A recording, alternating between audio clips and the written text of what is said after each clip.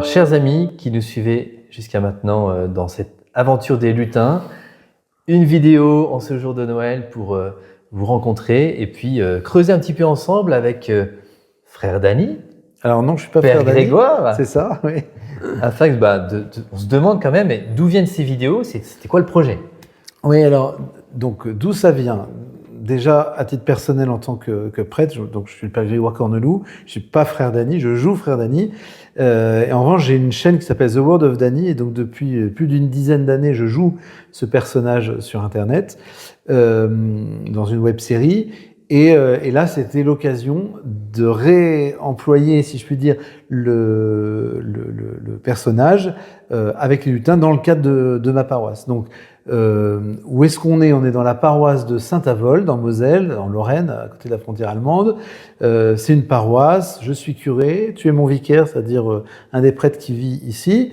Et puis on a, c'est une équipe de paroissiens qui a eu le désir de se lancer dans cette aventure des lutins farceurs dans le cadre original d'une église. Alors je tiens tout de suite à remercier vraiment l'équipe parce que quand j'ai eu cette idée il y a 2 ans, je m'attendais pas à ce que ça prenne cette ampleur.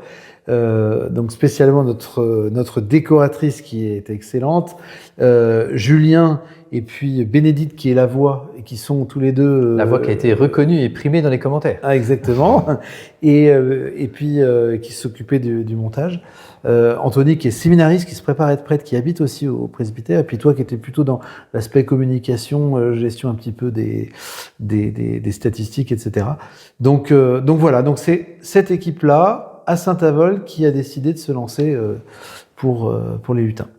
Alors, je te connais un petit peu, je sais bien que la majorité des idées sont venues de toi. Oui, c'est vrai. Oui. Sans doute l'équipe a aussi participé et amélioré ces idées. Exactement. C'est-à-dire que avec Anthony, on a mis toutes les idées et au fur et à mesure, la mise en place des personnages a pu se faire grâce aux idées qui sont venues. Et puis au fur et à mesure qu'on avançait, on a pu modifier des positions de telle ou telle vidéo parce que au début, les lutins se tournaient vers la crèche que sur les 2 dernières vidéos. Et puis en fait, les lutins se sont tournés vers la crèche et vers Jésus beaucoup plus tôt. Ils ont commencé à se convertir un peu avant. Ils se sont convertis un petit peu avant. Ouais. Quelle est ta meilleure vidéo pour toi? Alors moi, la meilleure vidéo, c'est... il y en a tellement que j'aime, il y en a vraiment qui m'ont fait rire. Mais celle que je préfère, c'est celle qui montre la finalité de ce qu'on a voulu faire. C'est-à-dire des lutins qui, après avoir fait des bêtises, se tournent vers Jésus et sont touchés dans leur cœur par Jésus, ce que j'espère être le cas de beaucoup de gens qui nous ont regardés et qui ont fait, je réponds à la question, qui ont dessiné le maître-autel avec I Love Jesus, etc. En fait, ils restent eux-mêmes, mais ils sont touchés par Jésus. Donc ils restent comme un cœur d'enfant, mais avec leur corps d'enfant, bon, voilà. Ils font de la peinture partout, quoi. Moi, personnellement, la vidéo qui m'a fait le plus rire, c'est l'acrobranche. Parce que je ne m'y attendais pas du tout. D'accord. Et voilà, le fait qu'ils fassent de l'acrobranche dans la crèche en construction, en route, j'ai trouvé ça vraiment super. C'était intéressant. Moi, j'aime bien aimer l'urbex aussi. C'est-à-dire dans la crypte, qui était la dernière avant leur cheminement d'assagissement. Et c'était intéressant, ouais. Alors on peut se poser la question, est-ce que le sujet des lutins, le moyen des lutins, est un bon média pour parler de Dieu, de la relation à Dieu, de se convertir pour devenir meilleur? Est-ce que c'est adapté? Parce que c'est une figure un peu négative. Oui, alors dans l'esprit de la société aujourd'hui, les lutins, ils sont pas si négatifs que ça, ils sont mignons, ils font des bêtises, ça nous fait rire, on aime bien. C'est pas trash, quoi, on va dire, voilà. Mais c'est vrai qu'ils font des bêtises, et spécialement par rapport à des chrétiens. En fait, on peut se dire, non, mais on fait rentrer des lutins dans une église. Ça se fait pas. Et oui, on a eu quelques réactions dans les commentaires qui disaient, de toute façon, c'est un lieu sacré, on fait pas n'importe quoi. Certains ont pu être choqués aussi par le fait qu'on le fasse aussi dans une église. C'est ça, mais en fait, il fallait voir l'intentionnalité. C'est-à-dire que quand on regarde une vidéo toute seule, effectivement, on peut se dire, c'est quoi ce truc-là dans l'église? Mais le cheminement et ceux qui ont regardé, régulièrement, ils ont vu que les lutins ont évolué. Et donc oui, en fait, les lutins, ce sont des personnages fictifs qui nous permettent de dire quelque chose. J'aurais pu faire la même chose en bande dessinée, avec une page par vidéo. Quand vous lisez des contes à vos enfants ou à vos petits-enfants, parfois il y a des choses qui font peur, parfois il y a des choses religieuses, mais où c'est pas très très bien, et puis finalement ça se finit bien. Donc ça se termine bien. Donc oui, en fait, ce sont des personnages fictifs qui sont des personnages reconnus dans le monde culturel d'aujourd'hui, et à partir de ces personnages, on peut faire passer des messages. J'espère qu'on a un peu réussi, effectivement, et que ça vous a fait cheminer, peut-être rigoler, peut-être aussi avoir une autre idée de l'Église, puisque dans un certain nombre de médias, l'Église a une vision, une image poussiéreuse, voilà, où on n'a pas le droit de rigoler, on reste sérieux. Pourquoi ce lien entre ce qui peut paraître religieux et peut-être un peu austère et la joie, le fait qu'on puisse rigoler? Déjà, le monde de la culture, c'est très humain, la culture. Et même quand c'est pas religieux, je veux dire. Hein. Et donc pour nous, ça compte, en fait. Ce que les gens vivent dans leur culture, ça compte. Il y a des choses, clairement, que j'aime pas. Je sens qu'il faudrait le purifier. Mais en fait, il y a des belles choses. Je veux prendre le Père Noël, par exemple. Père Noël, franchement, il m'agace souvent. Pourquoi ? Parce qu'il prend la place aujourd'hui dans une société de consommation de Jésus qui est l'essentiel et qui a un message qui est tellement bien plus profond que le Père Noël. Mais en même temps, je suis capable de voir que le Père Noël, c'est la convivialité, en fait. C'est la générosité, des cadeaux, etc. Donc en fait, non, on a vraiment envie de rentrer dans ce monde de la culture et puis de savoir aussi s'amuser. Et l'amusement, l'humour, en fait, c'est aussi c'est très sain et c'est très humain. Et je dirais même c'est très divin. On a été créé avec de l'humour.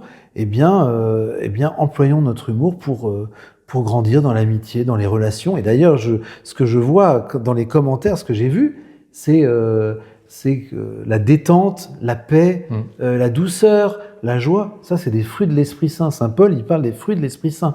Et ben, c'est ce que j'ai repéré. Et c'est ça qui me fait dire que c'était bien de le faire.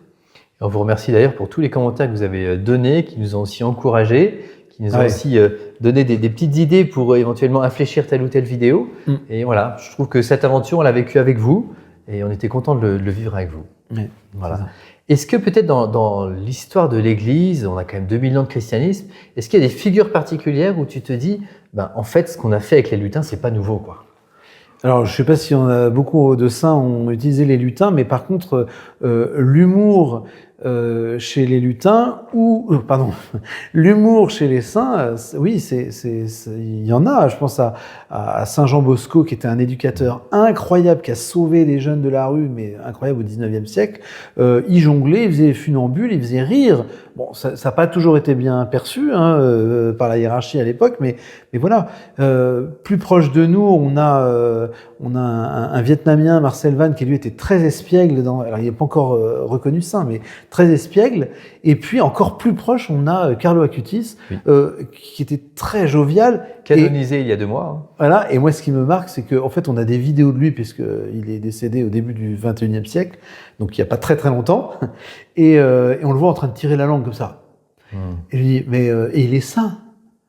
Alors ça nous dit quelque chose de cette vie humaine qui doit être complètement déployée. Et d'une manière générale aussi, il y a la culture, sur l'aspect de la culture. En fait, on est appelé à rejoindre le monde tel qu'il est et aussi à le changer. Il y a des choses à changer, franchement.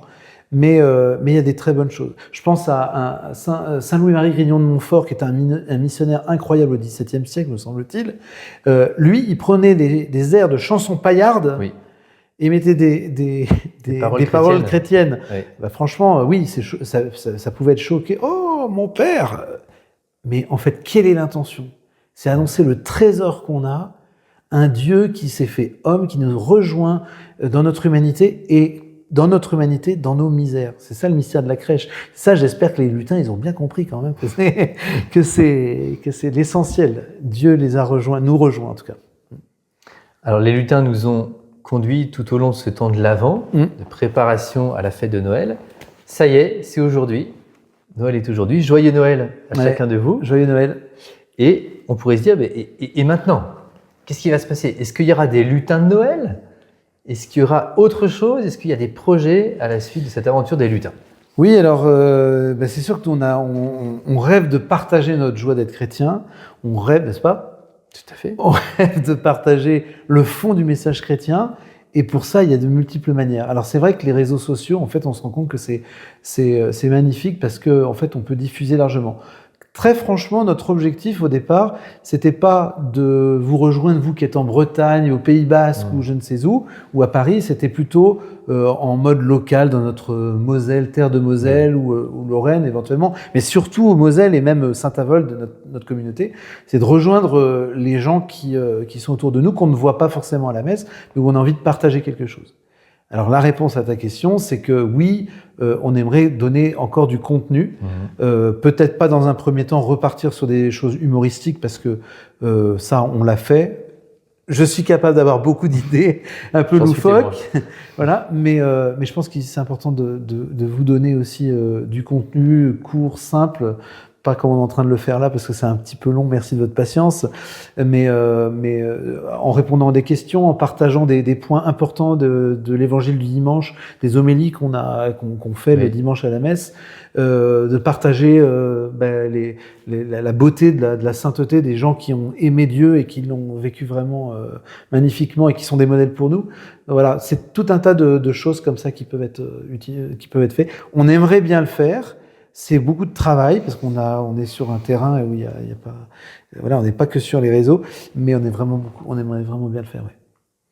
Alors nous verrons si jamais cela se réalise et si jamais vous êtes avec nous pour pouvoir vivre et puis peut-être nous indiquer dans les commentaires si jamais il y a tel ou tel thème que vous voudriez creuser.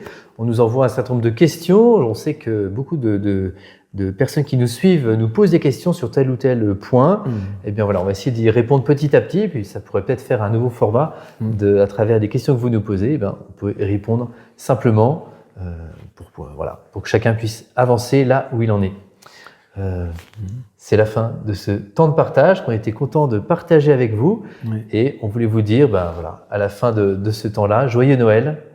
On vous remercie vraiment pour votre présence avec nous durant cette aventure. Merci pour vos petits messages et puis n'hésitez pas, si vous avez des questions ou des idées, à nous les donner. On les vivra peut-être pas toutes les unes à la suite des autres, mais en tout cas on essaiera. En tout cas, que Dieu vous bénisse et puis n'hésitez pas, si vous n'êtes pas trop loin, à rentrer dans cette magnifique abbatiale de Saint-Avold et pourquoi pas venir non pas manger des chamallows, mais poser une bougie et vous ressourcer à cet endroit-là.